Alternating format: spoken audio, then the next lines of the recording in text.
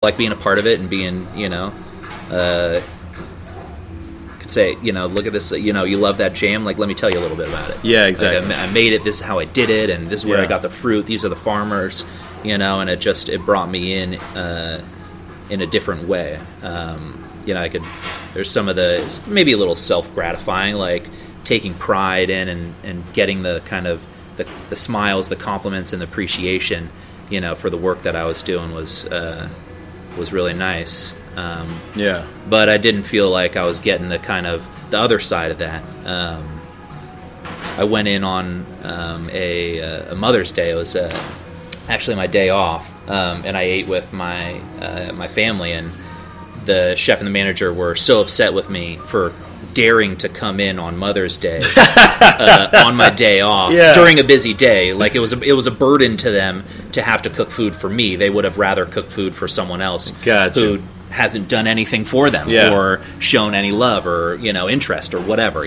So then it was hard on my ma and my family having that kind of attitude brought to the table. When you worked there. And so that was when in the next it was all serendipity. It was like just the perfect situation though, because I went out with them afterwards and was hanging out at the club that we were part of, and sitting by the pool, and Alexis Iaconis, who I worked with at Barn Diva, was there, and said, "Hi, how's it going?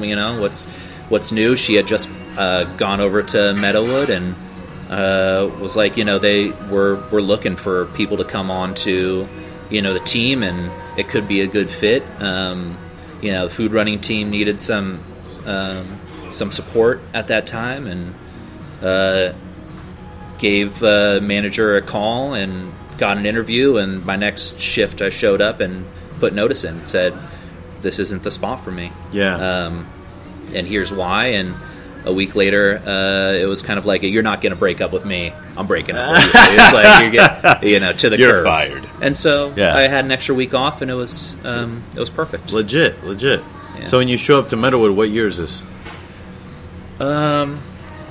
2012, maybe 2011. End of 11 had the 3. It was the first year that Meadowood and Costa had that 3rd star. So it was the first. It was still a kind of a choose your own adventure menu at the time, which was what was that? I didn't even know about that. What is that? It's like you got 4 different sections of the menu. Choose your 5-course menu or whatever. Got you.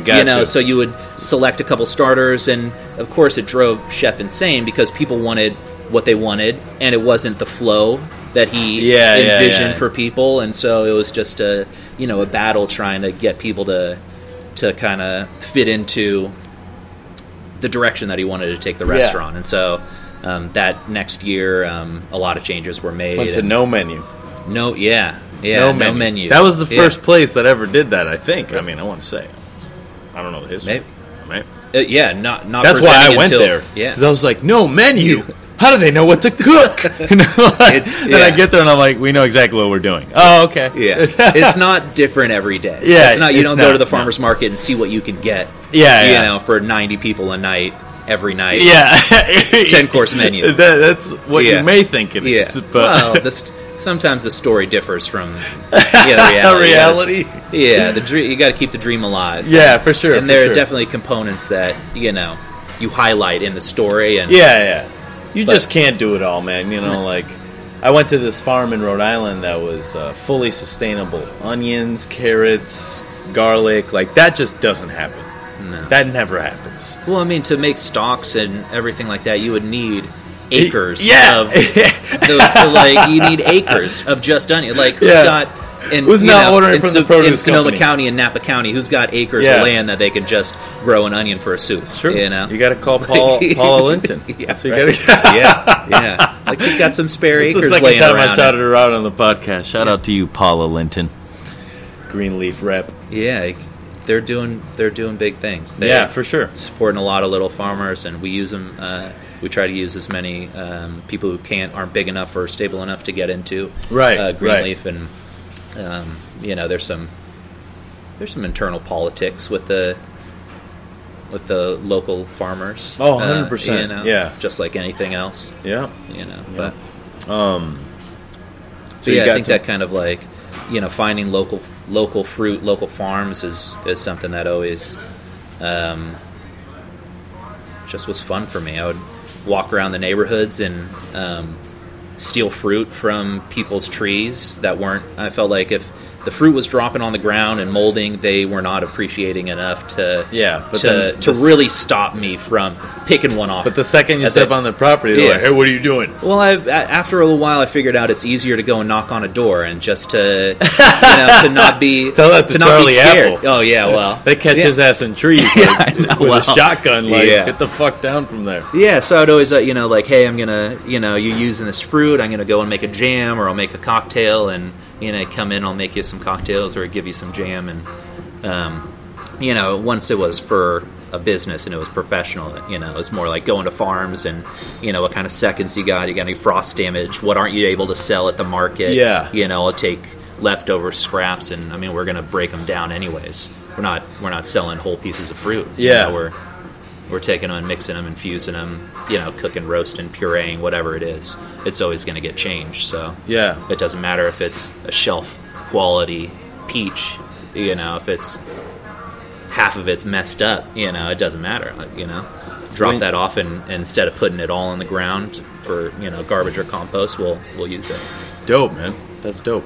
So you're trying to go for the no waste, Obviously, that's impossible. Yeah, I don't know. I've always get stuck in this weird place. Like, we're importing gin from all around the world. Yeah. We're getting Scotch. Is that wrong? We're getting, things are shipped all over, and so I just think the plane's already going anyway. Yeah. You might as well get a few cases on there. We fight little battles. We're not trying to change the world, but we're trying to do I think what we feel like is our responsibility, or you gotta play the game. An opportunity to cut down on some waste and to shop local and to not put as much plastic. That we got reusable straws and picks and all that. All little extra stuff. But over a couple years, with 1,000 people a week coming in, it's not putting 2,000 straws plus whatever we use in house, tasting and making sure that things taste right. But like not putting all that extra garbage in the ground is it has more impact buying organic at a restaurant than at our house. Of course I do it, not of course, but we are able to here much easier than a lot of places. The price is pretty consistently the same, or just a little bit higher, and there's availability of organic produce here. So at home we get to do it, but that's cooking for just our little family. But here we get to do it for everyone that comes in here, and it kind of, it's not, we don't have signs up on the wall saying, look how great we are for doing all this. It's just kind of what we do when we can, and it's available. And heard that. How long was your tenure at Meadowood? Almost 8 years. 8 years. Yeah, there was some little breaks when the kitchen got renovated, and then the rotunda in the front of the house got a big facelift. But almost 8 years. How long did it take you to become bartender? Or almost a year. Got you. So your food run for a year. Yeah, I was running food. Yeah, and that was hard, but also a dream job. Yeah. Coming off of, my experience at another restaurant where I was putting in a lot and not getting a lot back. Yeah. It felt like a good way to know the menu, know the system, do it to the best of my ability, and, have that kind of, guests were so excited about what they saw. When you bring it to the table, like everything else is like they go into tunnel vision, they got their blinders on, and it's like, the food and you and that first kind of, get to highlight things and feed into that excitement and take, all of the, people thank me for all that. They weren't thanking the guys they got to come in the kitchen and say thank you, but everyone was so busy, they're like, yeah, thanks, goodbye. You're actually slowing me down. Yeah. Get out, but hi, welcome. Yeah. When's the last time you heard that? Oh man. Yeah. So we got all that joy and all that positivity. So it was a lot of fun to kind of, to be a part of, to step into that role in a much bigger system, Gotcha. on a much bigger platform than I had been a part of so far. Gotcha. When did you sort of take the bull by the horns and start creating and building that program to what it became? Well, I think it was just about after my first year really out at the bar, feeling out what people liked, what they were buying, what went well with the food, the style of the drinks that, chef and our manager liked. And it was, I think, it was about 4 years of kind of running a program where I felt really confident in my ability to make things taste good, to balance them the right way, and to not just put something on the menu because I liked it or I thought the ingredients were cool, but because it was actually a really good cocktail that showed off the ingredients in a way that there was a balance, there was a harmony to it, and so it was after. I mean, I thought I was great the whole time, but once you get deeper into it, you kind of realize how many talented people there are out there, and how to pull what you can from wherever to just make it the best possible, and that took a couple years to really find that rhythm. And then you worked with Colby. Shout out to Colby. Oh yeah, Colby. He's still tending. He was up in Healdsburg last time I checked in with him at restaurant Duke's. Very cool. Yeah. Shout out to Colby, man.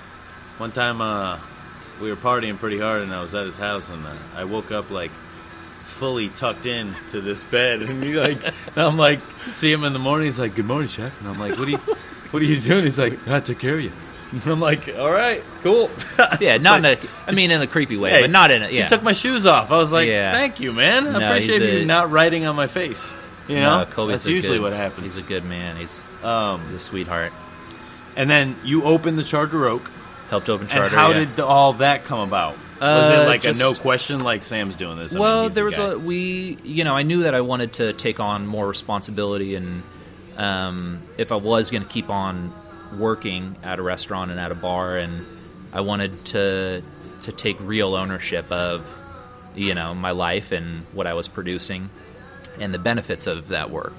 So we had talked a little bit about potentially opening a restaurant, or a bar in Napa, or all these kind of things that were out there, and thinking about this location, that location, or what the style would be. And Charter Oak was opening, and it was hard to find a really talented bar manager. So there was a need for some kind of consulting and to help build out the program in the back bar and kind of create the style of cocktails that fit the theme kind of. So that was kind of right up until the fires of 17, I think. That was when when it was things kind of were shutting down, and it was the right time to get out of there. To get out of there. Right off into the sunset. Yeah, I was on that was a crazy... Because you are a motorcycle... I remember that when I said that. I do. How long have you been riding? Maybe about... Well, I had a moped when I got my parents' little Yamaha 125 Riva down in Santa Cruz, 99 or 2000... No, sorry, 2003, Gotcha. I think. But yeah, I grew up on a bicycle, and I still...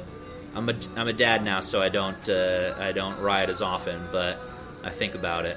Yeah, a lot. I think about it. I got a trunk full of stuff for the restaurant. Yeah, boxes Vicky, let him out. Go, let him out.